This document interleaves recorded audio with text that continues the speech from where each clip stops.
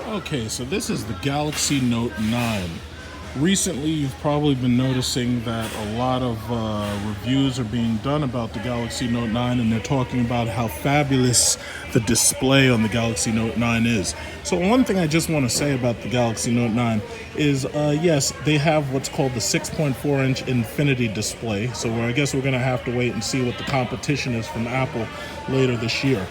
When they boost the display sizes and the resolution of these displays, usually what they have to do is they have to boost CPU speed, obviously, in order to run more pixels and to run them faster. And then because they have to boost the CPU speed, what ends up happening is that the batteries start to die quicker in these devices. So basically what they have to do is they have to give you a bigger battery. This phone right here comes with a 4,000 milliamp battery. 4,000 milliamps. You usually don't see that number unless you're talking about these new phones to market that are gaming phones, right?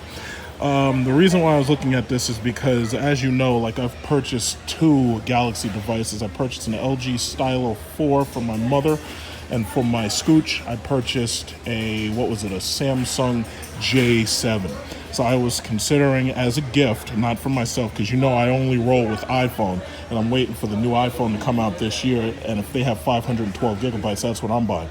But anyway, as I was thinking about getting one of these as a gift for someone, and these phones now are actually $1,000. So all the people who bitched and moaned and complained about Apple selling the iPhone X last year for $1,000, well, guess what? Now your Samsungs are $1,000 too. So basically, as far as I can say, they feel really good in the hand. It's a good-looking phone, and it comes with a battery that will definitely get you all day long use, and it will even carry you some the next day if you're not using it very heavily. But me personally, again, it's still just another Android device. Like, I actually like it as far as the way it feels, but, you know, my problem is the operating system. Now, the one thing I can say about all of these recent phones, now this phone has 128 gigabyte. It's expandable storage, so you can put an SD card in there. These things support up to, 2 terabytes. I don't know where the hell you're going to get a 2 terabyte SD card, but these phones actually support up to 2 terabytes. All of the new phones with the new Google Android operating system support up to 2 terabytes. Wherever you're going to get that kind of SD card from, I have no idea. But they come with 6 gigabytes of RAM. Now, as far as I'm concerned, having more RAM, faster CPU, bigger battery, all of that is coincidental. You have to have a bigger battery to run that CPU and to be able to run that bigger screen. And the reason why these phones have a faster CPU is specifically because the screen has the stylus, and that stylus doesn't operate as smooth if it doesn't have a higher resolution. So they've had to push the resolutions of these screens significantly high in order to make it so that the stylus can tap individual small pixels and icons as easily as possible. So I find that, you know, all of those things to me are coincidental. So yes, this Samsung does sit at the very top of the Android market. There's no other phone that can beat Samsung's best on the Android market. So the question now becomes, well, what is Apple going to produce in order to combat this thing? So you can bet that whatever they make this year, you can bet that it is probably not going to have specs on paper as good as what this has on paper. But you can also bet that, as usual, the refinement will blow this thing away, because the problem is, at the end of the day, it's still an Android phone. So that's basically just it. I mean, yeah, it's big, it's nice. I do like the fact that they've made these things not as wide as they used to be, because it's more comfortable in the hand. It actually fits in the cup holders in my car. But yeah, I mean, granted, there's people who are going to do tech benchmarks on these things and everything. But me personally, it's like the average user doesn't give a fuck about megahertz. They don't give a shit about overclocking a damn phone. The average person is just buying it so that they can text, so that they can post pictures of their ass on Facebook, and that they can post pictures of their kids on Tinder and whatnot. So the thing about it is, to me, it's like, yeah, these are all cute and everything. The display looks nice. I noticed that they've gotten away from these side displays like they used to have on the edge. And the reason why is because people would drop these things on their edge and they'd crack. And then they'd have a horrible crack right there.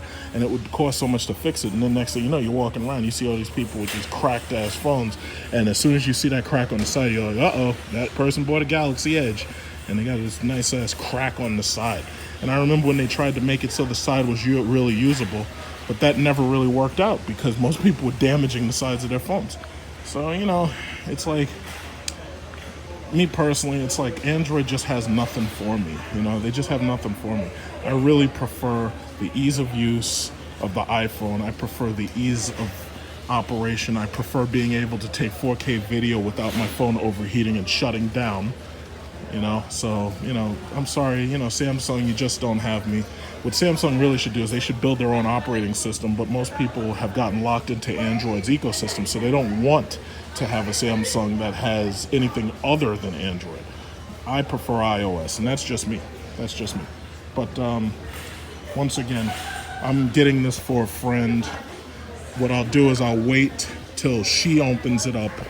It's just a friend, mind you. This is not like a girlfriend or anything. It's a very friend who, wanted me to shop for her because she doesn't know how to buy this stuff.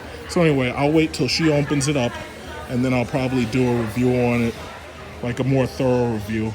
But to tell you the truth, all of these things, they're all the same to me. It's like this could be that new Razer phone for gaming. It could be made by LG. All of these things are the same to me.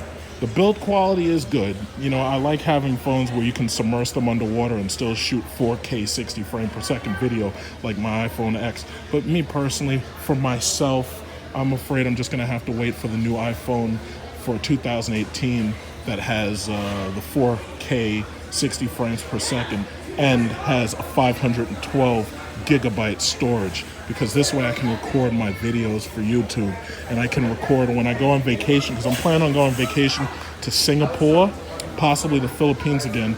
But when I record my videos, I want to be able to record over 12 hours of video in 4K 60 frames per second and have more than enough space to spare for the 30 gigabytes worth of documents that I have. Now these phones, again, these come with 128 gigabytes, which obviously is not enough for me. The phone I'm using right now has 256, but I need 512. I don't like SD cards because the access time is too slow, and that ultimately is the reason why I stick with Apple. Someday Samsung may make a phone that has all of that and is faster than iOS and all that and does exactly what I need it to do and has a built-in video editor better than iMovie. Someday that day may come.